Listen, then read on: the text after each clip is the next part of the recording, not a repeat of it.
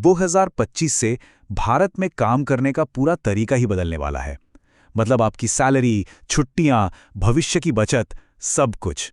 तो चलिए इन नए लेबर रूल्स को एकदम आसान भाषा में समझते हैं। तो सबसे पहला सवाल तो यही आता है कि आखिर इतने सालों बाद इन लेबर लॉज को बदलने की जरूरत पड़ी ही क्यों? इसका जवाब है पुरानी व्यवस्था में। देखिए, पहले क्या था, 29 अलग अलग लेबर लॉज थे। अब ये इतने सारे कानून एम्प्लॉयीज और कंपनियां दोनों के लिए ही अक्सर बहुत कंफ्यूजिंग और सच कहूं तो पुराने हो चुके थे। मतलब सोचकर देखिए, 29 इतने सारे अलग अलग कानून, जाहिर है इन सबको समझना और फिर इन्हें फॉलो करना बहुत मुश्किल काम था। तो इसका सलूशन क्या निकाला गया? मकसद ये था कि इन सभी कानूनों को सिंप्लीफाई करके सिर्फ 4 क्लियर कोड्स में बदल दिया जाए, ताकि सब कुछ मॉडर्न हो और आसानी से समझ में आए। तो कहाँ 29 और कहाँ सिर्फ 4? ये सिर्फ नंबर का खेल नहीं है, ये असल में पूरे वर्किंग सिस्टम को आसान बनाने की एक बहुत बड़ी कोशिश है।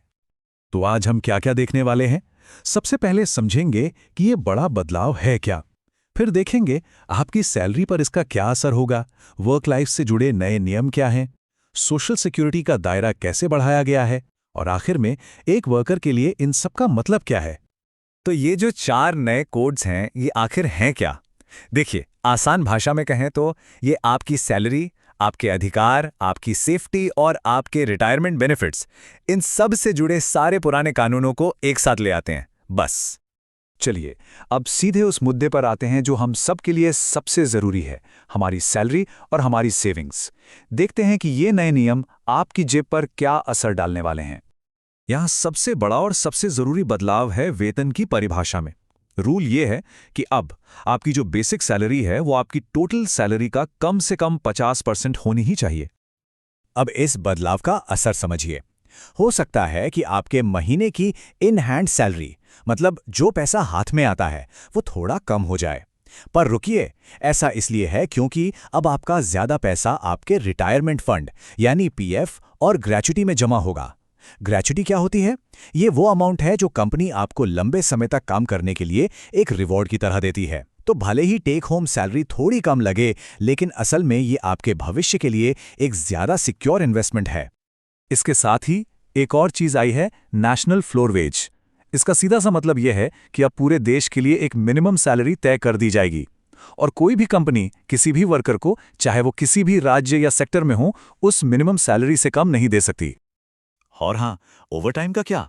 अगर आप एक्स्ट्रा घंटे काम करते हैं तो अब आपको उन घंटों के लिए अपनी रेगुलर सैलरी का डबल पैसा मिलेगा। सीधा हिसाब, ज्यादा मेहनत तो ज्यादा पैसा।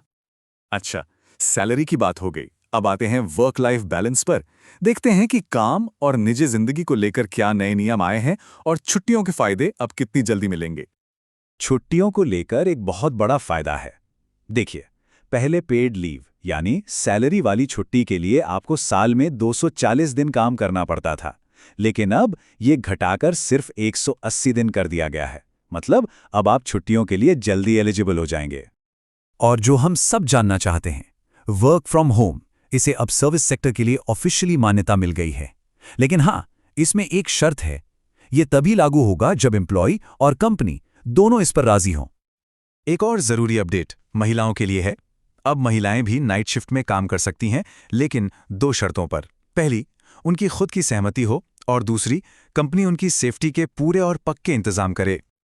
चलिए अब बात करते हैं सोशल सिक्योरिटी की, मतलब सभी वर्कर्स के लिए एक मजबूत सेफ्टी नेट। और ये वाकई एक ऐतिहासिक कदम है। पहली बार हमारे गिग और प्लेटफॉर्म वर्कर्स, जैसे कि फूड डिलीवरी वाले लोग, ऑनलाइन टैक्सी ड्राइवर्स, इन्हें भी अब सोशल सिक्योरिटी का फायदा मिलेगा। अब कंपनियों को इनके लिए एक फंड में पैसा डालना होगा जो इनकी हेल्थ और दूसरी जरूरतों में काम आएगा। जो लोग फिक्स टर्म कॉन्ट्रैक्ट पर काम करते हैं, उनके लिए भी एक बहुत अच्छी खबर है। ग्रेच्युटी पाने के लिए पहले 5 साल का लंबा इंतजार करना पड़ता था, अब वो इंतजार खत्म। सिर्फ 1 साल की सर्विस के बाद ही आप ग्रेच्युटी के हकदार हो जाएंगे। इनके अलावा भी कुछ और जरूरी प्रोटेक्शंस हैं, जैसे अब हर वर्कर को अपॉइंटमेंट लेटर देना कंपल्सरी है।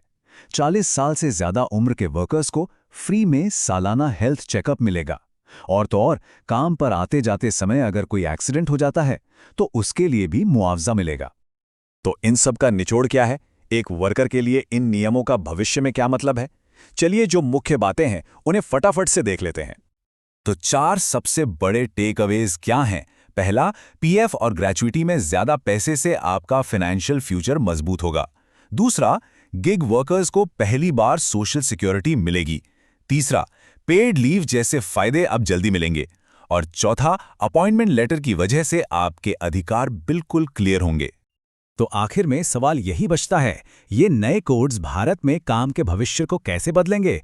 ये वाकई एक बहुत बड़ा बदलाव है जिसका असर हमें आने वाले कई सालों तक देखने को मिलेगा। अच्छा, इस पूरे मामले पर आपकी क्या राय है? हमें नीचे कमेंट्स में ज़रूर बताइए। और हाँ, अगर ये जानकारी काम की लगी हो तो इसे दूसरों के साथ शेयर करना न भूलें और ऐसे ही और विश्लेषण के लिए हमारे साथ जुड़े रहिए।